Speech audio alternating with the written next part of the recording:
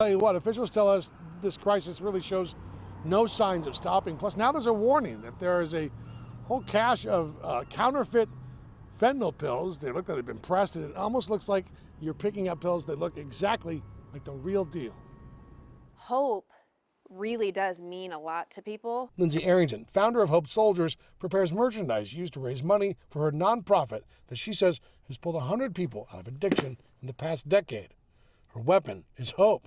She shares it with those who have lost it, believing purpose is what drug users need to begin a journey to sobriety. Hope really is the spark for people being willing to take a chance on themselves, take that leap of faith. It starts with hope.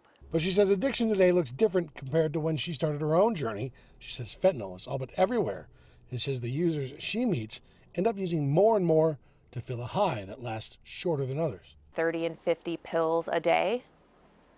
And so you know that they've got to be doing some sort of dirt to be able to afford that kind of a upkeep. Fentanyl is prolific, according to the Snohomish County Sheriff's Office. In the past few months, deputies are finding it in powder and crystal form or as multicolored counterfeit pills on the street. The department says 67 overdoses were fatal in the first quarter of 2022 alone.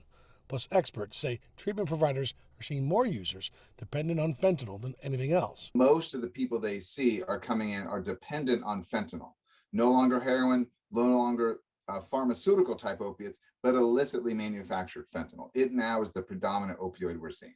Kayla Banta-Green with the UW School of Medicine says fentanyl addicts today can access promising therapies, but worries programs don't do enough to keep users safe before they agree to treatment. Some people are prepared and ready for treatment or healthcare today, but that's a minority. But I want something for everybody every day. Arrington says those lost to addiction should not be forgotten, that remembering their struggle can be inspiration for those already battling. It's terrible and it's sad and it's avoidable, and we should do everything we can to prevent it. But when it does happen, we don't let it happen in vain. We use it for the good of the people that need to know that that life mattered, and so does theirs.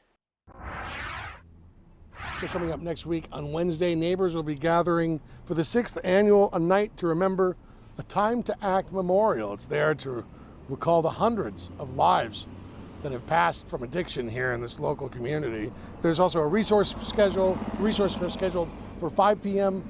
at the Snohomish County Plaza. It's followed by a candlelight vigil. Live in Everett, Steve Kiggins, Fox 13 News.